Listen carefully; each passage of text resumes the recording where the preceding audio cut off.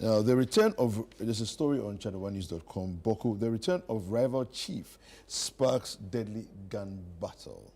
Now, it says here, renewed violence has erupted in Bawku, claiming the lives of 2 people and leaving multiple others injured following a resurgence of the chieftancy conflict. Now, the tensions which had seemed to settle intensified with the return of Alhaji Saidu Abagri, a rival chief who had been in exile since February 2023. Abagri had initially fled after an arrest warrant was issued against him following his installation as a chief in Lerigo. However, a recent High Court decision in Kumasi on October 17, 2024, quashed the warrant, clearing the way for his return to Bawku. Now, Abagri's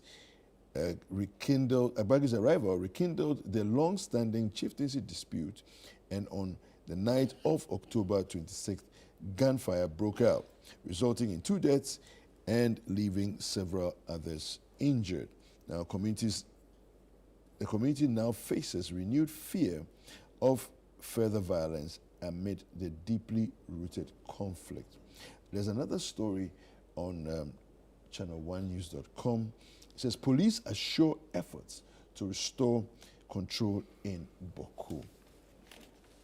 And it says, the Ghana Police Service has pledged to bolster security along the Bolgatanga-Tamale Highway following a recent violent incident in which gunmen blocked sections of the road, resulting in the tragic deaths of 8 travelers. The attack, believed to be linked to the ongoing Bawku conflict, saw armed assailants setting up roadblocks at Bimsi near Wale, targeting passengers based on their identity and burning vehicles.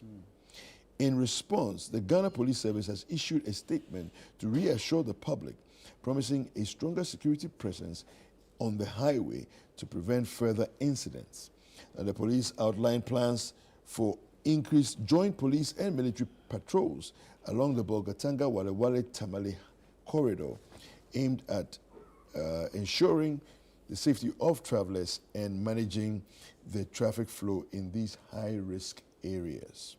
Efforts to stabilize the situation in Bawku itself have also escalated with both police and military deployments stationed in the conflict-prone town and surrounding areas. Now, these deployments aim to restore peace and order, while the police emphasize their dedication to maintaining law and order in Bawku and its environs, despite the ongoing challenges. And this is the story that we have here for you on ChannelOneNews.com. I want to start with you, Victor. This problem does not seem to want to go away. Bawku, ever so often, seems to just, it's almost like, you know, you're like an old fire that is smoldering, and it doesn't need much to spark again. How do we deal with this? Kweku, anytime it comes to the issue of Bawku, my heart bleeds. My heart bleeds. I've lived in the north. I've lived in Wa for some time. I schooled there too. Okay. So, and whilst we were there, Bawku was a commercial town because of its proximity to Dapan. So I can say that is where in the northern part of Togo. So it's also a commercial town. So Bawku has always been a vibrant commercial town. And its proximity to Burkina Faso also. And today, if you go to Bawku, Bawku is not like it used to be. And all has been about this chieftaincy issues. And it's I think that several governments have come to try to settle this chieftaincy matter. They have tried. I think it's more of like a fratricidal conflict because they are all related. They are all related. The Mamprusis and the Kusasis, they are all related. If you listen to their history, they are all related. And I don't see the reason why we cannot have peace. any event, yes, I think that if the two big chiefs, the Bawku Naba, Azu Griago, I think he is the one that has been there for long and has been recognized as such until we had this rival chief who has also been installed by the Nairi, from Nairi, from the Nalirugu. Yes, and I think that long-standing conflict is not helping the town. It's not developing. People are fleeing from Bawku. If you go now, a lot of people have moved from Bawku to other places to go and settle. Especially, I understand they have even moved more to Wa, Upper West, because there is peace. And I think that it is time that the chiefs, I think we have a precedent that was done where the Asantehene and the eminent chiefs were able to go into the Dagbon issues. And today, we have peace. If we have such a precedent, I think that it should be something that we should also look at, so that we bring permanent solution to these Bawku issues. I think that is the only way we can go. For the chiefs to know, without their subjects, there will not be development. Without their subjects, there will not be chiefs. It is the subjects who will hail you. It is your subject who would hype you. It is your subject who would say, we have a king. But when you don't have the subject, every time, some people have lost their life. And you see, it's also becoming clear that when it comes to about chieftaincy issue, people lose rationality. Now, excuse my language, because it is like it's entrenched. Everybody has taken an entrenched position that they don't want to allow reason to prevail. I think that let's look at that precedent that the Asantehene-led mediation was able to resolve the Dagbon issue, and now we have peace in Dagbon. That should be because the number of, and whilst this is going on, because Bawku is nearer to Burkina Faso, nearer to Togo, it has become a point where now we understand the terrorists, the miscreants are taking advantage over. And once they are taking advantage, that will lead to, I know the stretch from Bolga to Bawku. It's wide, it's long, and even the Wali Wali where they have blocked the road. And this has been something we had been seeing. And whilst the conflict is going on, I believe the miscreants are also doing their own thing. I think that it is time, if government sees that this is becoming too difficult, I believe it was the same government that gave the chiefs.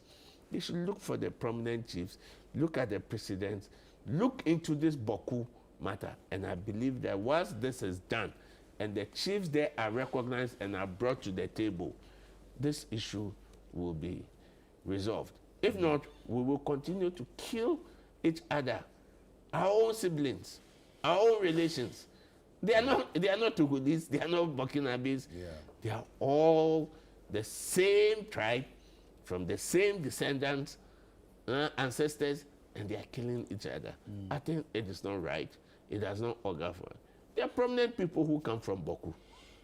I'm sure they have also tried their way, but they've tried to see what they can do.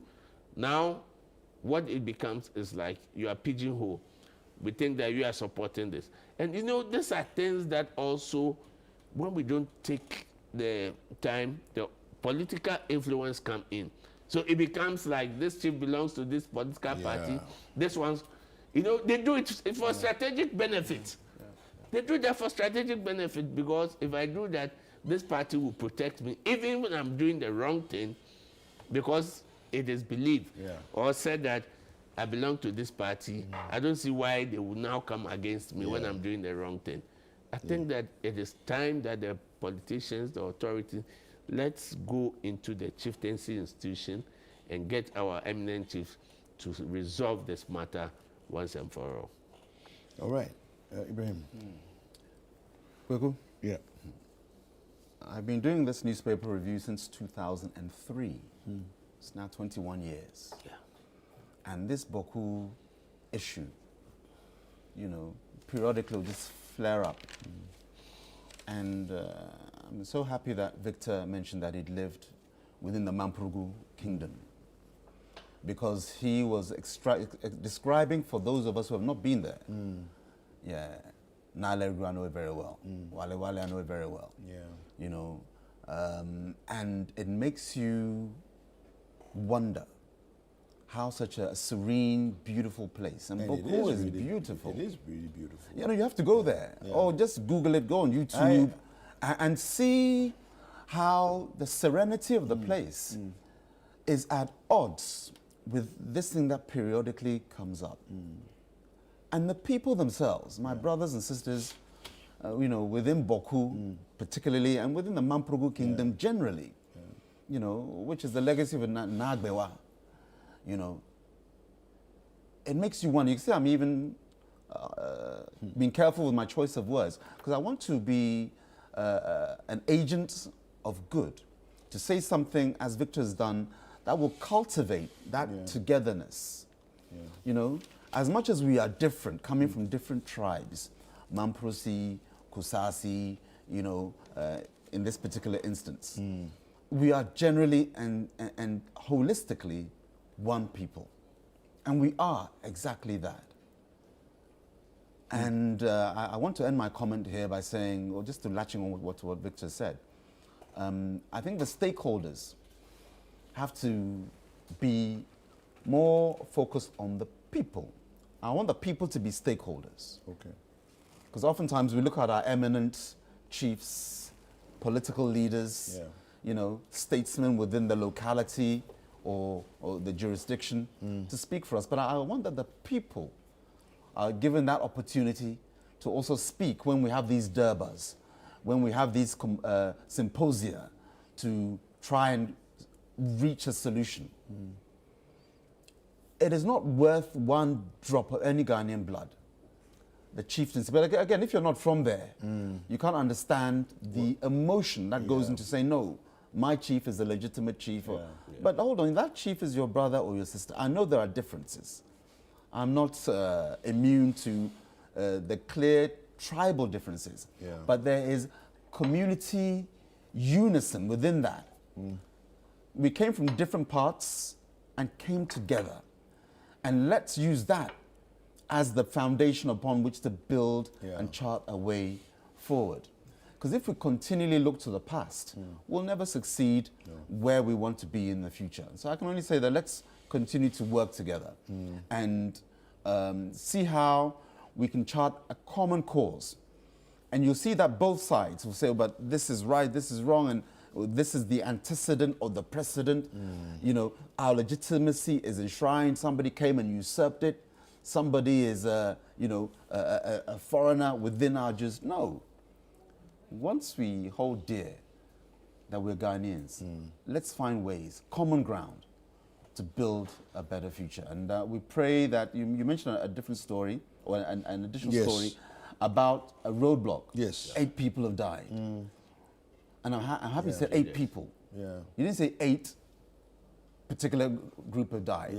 You know, they're people. There's no, Ghanaians. Ghanaians, 8 Ghanaians. We don't even need to know. Sebi. The tribe of those 8, they're Ghanaians. And collectively, let's work together to make sure that those responsible can again be brought to book. All right.